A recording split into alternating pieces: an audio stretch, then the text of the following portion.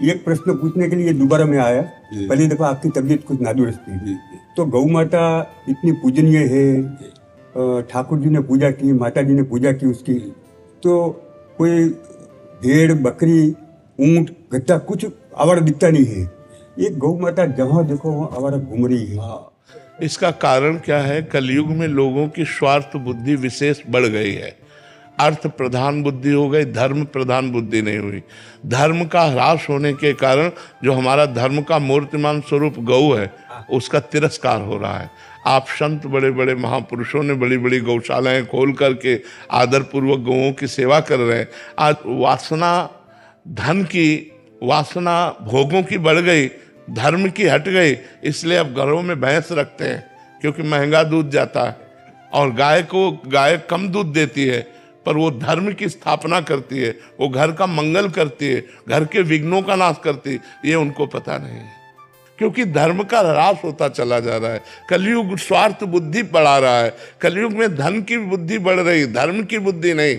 जबकि हमारे पुरुषार्थ में पहले धर्म है, फिर अर्थ है, फिर काम है, फिर मोक्ष है। लेकिन लोग धर्म का त्याग करके अर्थ की प्राप्ति और कामना की पूर्ति में लगे हैं। धर्म और मोक्ष दोनों का त्याग हो गया है, क्योंकि गौ सेवा मोक्ष की भी प्राप्ति का हेतु है। क्योंकि स्वयं भगवान श्री कृष्ण ने परब्रह्म परमात्मा होते हुए भी गौएं चराई, गौओं की सेवा की।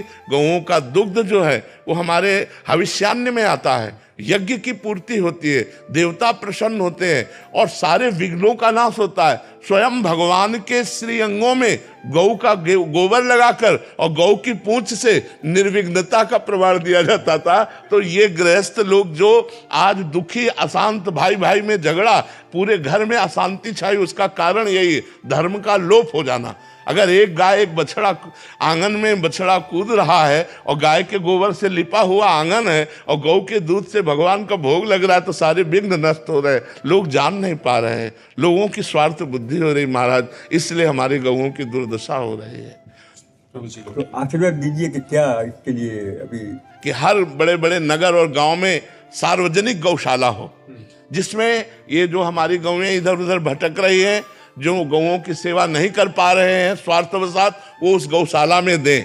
और उस गौशाला में 10-5 लोग मिल करके अर्थव्यवस्था ऐसी करें कि जो बूढ़ी गायें हैं, जो दूध नहीं देती, जो सांड हैं, जिनका प्रयोग इस समय नहीं हो रहा है। पहले था कि बैलों से जुताई होती थी, अब ट्रैक्टर की जुताई होती है, इसलिए जो नंदी हैं उनका अपमान हो रहा है, नंदियों को ऐसे छोड़ा जा रहा है। तो उनको सब गौशाला में सुरक्षित रखा जाए, जिससे दूसरों को जो कष्ट हो रहा है, दूसरों को भी कष्ट हो रहा है। गाय ऐसे अनाथ छोड़ दी जा रही हैं जिनको भोजन का कष्ट है, और वो रोष में आकर के लोगों को फिर दंड देती है।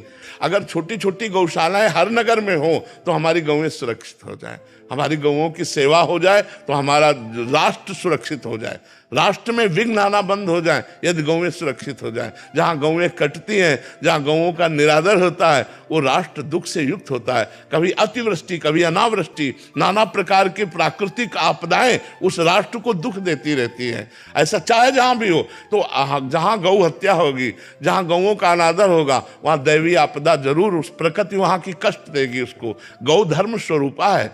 जैसे वेद माता गायत्री है, ऐसे धर्म माता गाय है। गाय धर्म स्वरूप है। श्री हरिवंश महाराज जी, आप कह रहे हैं कि आपके पति का वो 5 साल पहले देहावसान हो गया था। महाराज जी कह रहे हैं कि फिर तब से ये अपने बच्चों को खुद अपने बल पे ही पालन पोषण कर रहे थे, बट सास ससुर कहीं अन्यत्र रहते हैं। अब हमारा मन ऐसा होता है कि बेटी का भी बहुत मन है और मेरा भी, कि वृंदावन आके यहीं मतलब वास करके रहना चाहते हैं। तो कह रहे हैं कि अभी मेरा सास ससुर के प्रति कर्तव्य है, वो रोकते हैं, कह रहे हैं कि नहीं तुम्हें भजन नहीं करने देंगे, ये है। तो अभी कोई कर्तव्य शेष रह जाता है क्या, या मैं पति के पधारने के बाद तो अब जीवन को भागवत, अगर अलग रह रहे हैं, बट कह रहे हैं लेकिन अगर भागवतिक नहीं तो फिर संयम में रहना कठिन हो जाएगा ना। अगर हम भगवान से चित्त को नहीं जोड़ेंगे, चित्त संसार में जुड़ेगा तो संसार का रंग आएगा, संसार हमें आकर्षित करेगा, फिर हम अपने को संयम में कैसे रख पाएंगे। तो अत्यंत आवश्यक है चित्त को भगवान में जोड़ना। वैसे सबको जोड़ना चाहिए, पर आपके लिए तो अत्यंत आवश्यक विषय बन गया है भगवान से चित्त को जोड़ना। तभी आप आजीवन संयम से रह पाएंगे और अपने को और अपने बच्चों को सतमार्ग में ले जा पाएंगे। आप कह रहे हैं कि वृंदावन ही अपना ही कुछ करके, अर्थोपार्जन की करके वृंदावन वास करना। बहुत लोग वास कर रहे हैं, बहुत लोग ऐसे वास। सास में जो वो करते हैं उसके लिए तो क्या कहते हैं, बहुत ज्यादा मुश्किल। अगर वो चाहें तो आपके साथ वृंदावन रह सकते हैं, यदि वो समर्थ हैं तो उनको रहने दीजिए। दादा साहब की बेटी है, अगर उसका पूर्ण रूप से इतना रोती है, आप कहते हैं कि ऐसा बोलेंगे किसी को तो इतना नहीं। अब ये तो ध्यान रखना है कि बेटी का ब्याह करने के लिए अर्थ नहीं कह रहे हैं कि वो विरक्त भाव से ही ऐसा भाव हो गया उसको। पूरा जीवन निर्वाह करना तो बहुत कठिन है। आपके साथ ही रहेंगे, दोनों साथ रहेंगे। लेकिन आप कितने दिन,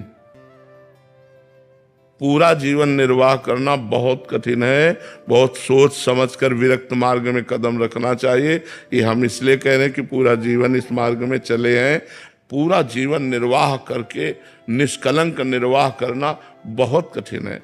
कहीं न कहीं हमारे पैर डगमगाने लगते हैं, हमारे पैर फिसलने लगते हैं। साल 2 साल 4 साल 5 साल 10 साल आप बोलो नियम से रह ले, लेकिन आजीवन नियम में रहना, कहीं ना कहीं चूक ना हो जाए तो हमें लगता है कि अगर हिम्मत, अब ऐसे चल रहे हैं बहुत से बच्चे बच्चियां चल रहे हैं, ब्रह्मचर्य से चल रहे हैं, पर अगर ऐसा दृढ़ नियम हो कि मैं आजीवन ब्रह्मचर्य निर्वाह करूंगी तब तो कदम रखना चाहिए। नहीं किसी वैष्णव सद्भक्त को पति रूप में वरण करके गृहस्थ धर्म का आश्रय लेना चाहिए। क्योंकि आजीवन ब्रह्मचर्य रहना, क्योंकि आज हम हैं कल ना रहे, मन स्वतंत्र हो सकता है, गलत जा सकता है। इसलिए गाइड चाहिए, डर चाहिए, शासन चाहिए। अगर गाइड डर शासन हमारे जीवन में नहीं है तो हम कहीं ना कहीं भटक सकते हैं, हम कहीं ना कहीं फिसल सकते हैं। बहुत फिसलन वाला मार्ग है, 1 सेकंड लगता है फिसलने में, चढ़ने में टाइम लगता है, गिरने में टाइम नहीं लगता है। इसलिए बच्चा देख लो, अगर आजीवन ब्रह्मचर्य किसी पुरुष की तरफ आंख उठा के नहीं देखना, हर कष्ट सहना, तब तो चलो। और अगर ऐसा लगता है कि कहीं डगमगा न जाए तो हमें लगता है फिर ऐसे ऐसे गृहस्थ हैं जो भजन करते हैं, आपको भी भजन करने का सहयोग देंगे। भजन करने वाले किसी भक्त को पति रूप में वरण कर ले देख लो, ये तो स्वतंत्र रूप से आप अपना देख लो। वीर जी महाराष्ट्र से श्री हरिवंश महाराज जी, मृत्यु का स्मरण ही भजन का स्वरूप है क्या? भजन में सहायक है, स्वरूप तो नहीं है महाराज। जैसे हमेशा मतलब डर लगा रहता है मन में। हमने क्या कहा? भजन में सहायक है, स्वरूप नहीं है। भजन का स्वरूप है भगवान का स्मरण, भजन में सहायक है। जहां हमारा राग होता है, जब हम ये चिंतन करते हैं कि यार मरना है, तो सब बेकार लगता है। ये जब मरना है सब छूट जाएगा यार, तो राधा राधा जपो जिससे मंगल हो जाए, भगवान का स्मरण करो जिससे मंगल हो जाए। तो ये मृत्यु का भय सहायक है, ना कि भजन है। महाराज जी ऐसे लगता है कि कभी भी मर सकते हैं, तो और ज्यादा नाम जप। बिल्कुल बिल्कुल, वो तो तुम्ही को क्या लगता है, हमको भी लगता है क्योंकि यहाँ कोई टाइम तारीख तो है नहीं। फांसी वाले को तो पता होता है कि परसों फांसी दी जाएगी, अपने को पता ही नहीं कि हम अगला राह के आगे धा बोल पाएंगे कि नहीं बोल पाएंगे। कनेक्शन कट गया तो राह बस धा नहीं बोल पाओगे, बस उतने में काट दिया जाएगा। इसलिए निरंतर भजन का अभ्यास करना चाहिए, पता नहीं कब मृत्यु हो जाए। निधि यादव जी, राधा वल्लभ श्री हरिवंश महाराज जी। महाराज जी, क्या प्रबल इच्छा श्री जी की प्राप्त करने की रखनी चाहिए, लेकिन आप कहते हैं होती कहाँ है?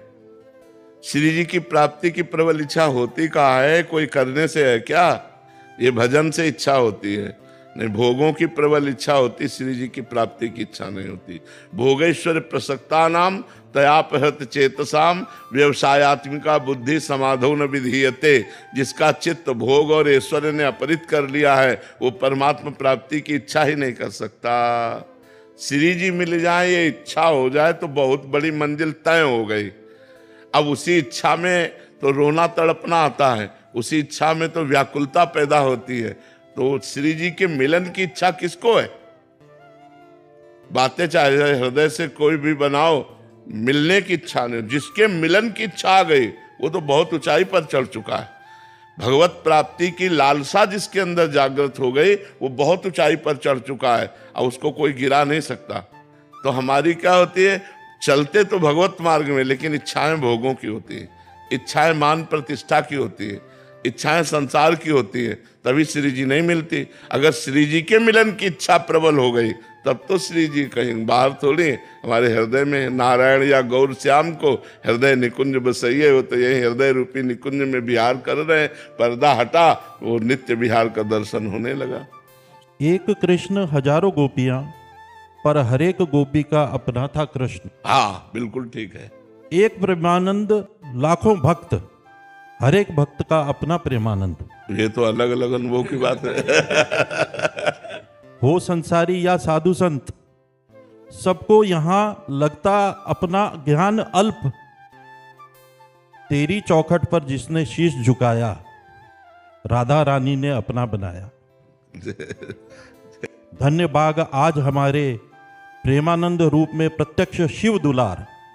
हाँ शिव दुलार, बिल्कुल बिल्कुल, भगवान शंकर का प्यार ही हमको इस मार्ग में मिला। मिले नहीं कभी भारतवर्ष को, मिले नहीं कभी भारतवर्ष को ऐसे प्रेमी और ज्ञानी अवतार। पाया कष्ट आपने अपरंपार, मिल रहा फल जन जन अपार, मिल रहा फल जन जन। बहुत सुंदर, बहुत सुंदर। पर इसमें मुख्यतया संतों की चरण रज और भगवान की कृपा, दो चीजें हैं।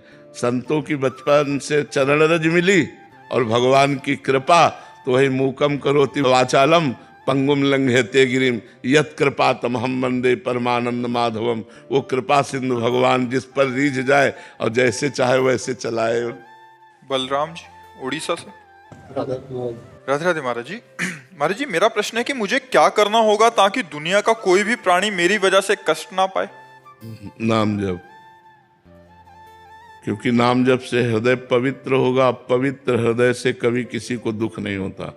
दुख होता है अपवित्र हृदय से। जब हमारा हृदय मलिन होता है तो उसमें कामनाएं होती है। कामनाओं की पूर्ति के लिए जब हम प्रयास करते हैं तो दूसरों को दुख पहुंचता है। जब हम अपने सुख के लिए तो फिर दूसरों को दुख पहुंचेगा, और जब दूसरों के सुख के लिए हम सोचेंगे तब कभी दुख नहीं पहुंचेगा। दुख दूसरों को तभी पहुंचता है जब हम अपनी कामना की पूर्ति के लिए स्वसुख वांछा, मुझे सुख मिले, जैसे स्वसुख वांछा बढ़ गई तो देखो हम लोग मांस खा रहे हैं। अब उसमें कितना कष्ट है उस जीव आत्मा को, चाहे वो बकरा हो, चाहे वो मुर्गा हो, चाहे वो कोई भी जीव हो, जीना चाहता है। आप जब उसको मारते हो, उबालते हो, खाते हो तो स्वसुख वांछा के लिए तो करते हो। स्वसुख वांछा के लिए पराई माता बहन की तरफ गंदी दृष्टि जाती है। स्वसुख वांछा की तरफ हम जब ज्यादा बढ़ जाते हैं तो भाई भाई की हिंसा कर देता है। पवित्र संबंधों में दरार आ जाती है। हमारा व्यवहार बड़ा राक्षसी स्वभाव का हो जाता है। तो ये स्वसुख वांछा का त्याग हो जाए तो बात बने। और ये स्वसुख वांछा होती मलिन हृदय में, हमें चाहिए निर्मल हृदय। इसलिए नाम जप करो, शास्त्र स्वाध्याय करो, सत्संग करो, तो ये मलिन हृदय निर्मल हो जाए तो हम दूसरों को सुख पहुंचाएंगे। दूसरों को सुख पहुंचाना भगवान की प्राप्ति का उपाय है। नाम जप करो, इसी से हो जाएगा। नीता जी नैनीताल से। जी राधे राधे महाराज जी, आपके चरणों में कोटि कोटि प्रणाम। गुरुदेव, मन कभी बहुत खुश रहता है और कभी बहुत दुखी रहता है। महाराज जी ऐसा क्यों होता है? हाँ, सतोगुण, रजोगुण, तमोगुण। जब सतोगुण रहेगा तो शांत रहेगा, प्रसन्न रहेगा, दया भावना रहेगी, अच्छी बातें आएंगी। रजोगुण आएगा तो गंदी बातें भोग की आएंगी। तमोगुण आएगा तो जलेगा हृदय, द्वेष होगा, निद्रा, आलस्य, प्रमाद, क्रोध, द्वेष, ईर्ष्या, ये सब बातें आएंगी। इन गुणों का प्रभाव हमारे ऊपर ना पड़े, इसलिए सतत भगवद स्मरण। हमारे हर प्रश्न का यहाँ उत्तर मिलेगा भजन। अगर भजन नहीं तो सब बेकार। चाहे पानी मथने से भले मक्खन निकल आवे, बालू पेरने से तेल निकल आवे, पर बिना भजन के दुखों से नहीं बच सकते। बारी मथे घृत होए बरु, सिकताते बरु तेल, बिनु हरि भजन न भवतरी, या सिद्धांत तपेल। इसलिए राधा राधा राधा राधा जपो, सब ठीक हो जाएगा। नाम जप करो, बिना नाम जप के ठीक नहीं होगा। सतपाल जी हरियाणा से। श्री हरिवंश। श्री हरिवंश महाराज जी। महाराज जी, जब भगवान और गुरु एक ही हैं, फिर गुरु भगवान की प्राप्ति के लिए यत्न क्यों ना किया जाए? इतना अनुभव किसको होता है? कहाँ अनुभव होता है? कि गुरु ही भगवान है। शास्त्र में तो लिखा है गुरुर ब्रह्मा गुरुर्विष्णु गुरुर्देव महेश्वरा गुरु साक्षात परब्रह्म तस्मै श्री गुरुवे नमः। गुरु साक्षात परब्रह्म, लेकिन हम गुरु को परब्रह्म थोड़ी देखते हैं, हम गुरु को मनुष्य देखते हैं। बहुत अच्छा साधक देखते हैं, बहुत वो संत देखते हैं। अगर परब्रह्म देख लें तो आपको लगेगा मैं अपने परब्रह्म का दर्शन कर रहा हूँ, परब्रह्म से बात कर रहा हूँ। अब मुझे कौन से भगवान के दर्शन की जरूरत है, मैं अपने गुरु भगवान से मिल के आ गया, मतलब परब्रह्म का साक्षात्कार करके आ गया। पर ऐसा भाव नहीं रहता तो भाव ना होने के कारण हमको लाभ नहीं मिल पाता।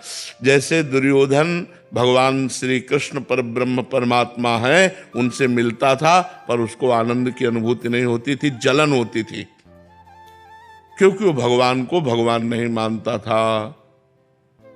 तो भगवान को भगवान ना मानने के कारण भगवान उससे बातचीत करते थे तो पांडवों का पक्षपाती समझकर उसके हृदय में जलन होती थी। वो भगवान को समदर्शी नहीं देख पाया, वो भगवान को पक्षपाती मान करके हृदय में जलता था कि तो पांडवों के पक्ष से आए हैं, और जबकि भगवान उसका मंगल करना चाहते थे। संधि कराने गए थे, अगर वो मान जाता 5 गांव तक के लिए भगवान ने कह दिया था तो महाभारत ना होता, लेकिन उसने कहा सुई की नोक पर भी नहीं देंगे, 5 गांव की तो बात जाने दो। तो भगवान ने कहा फिर अब इसका मतलब है युद्ध।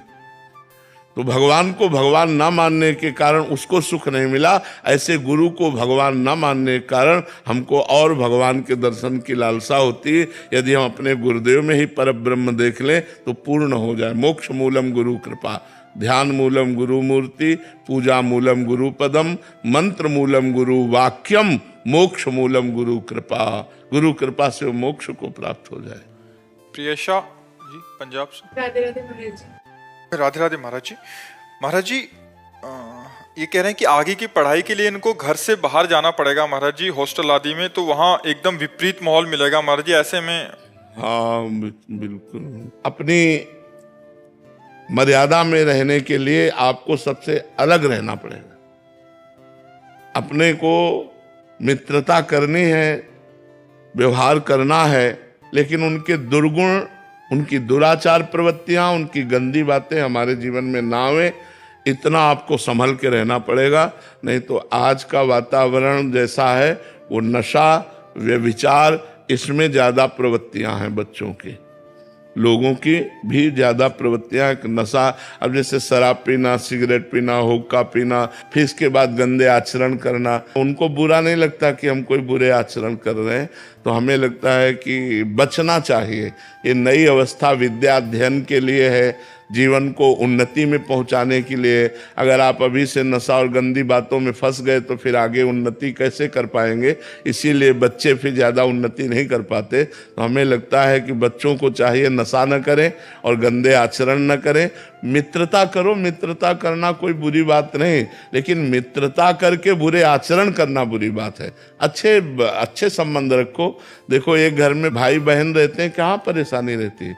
तो एक स्कूल में हम अगर 100 बच्चे 100 बच्चियां रहते हैं और भाई बहन की तरह रहे तो क्या परेशानी। लेकिन अगर हम गंदे आचरण करेंगे बचपन से ही तो हमारा फिर जीवन उन्नतिशील नहीं रहेगा, क्योंकि हमारे चिंतन में विषय वासनाएं आ जाएंगी, नशा आ जाएगा, तो फिर हम विद्या अध्ययन नहीं। विद्या अध्ययन भी एक तपस्या है, एक साधना है। तो जब तक हम विद्या अध्ययन करें तब तक हमें दुर्व्यसनों से और दुर्व्यवहारों से बचना चाहिए।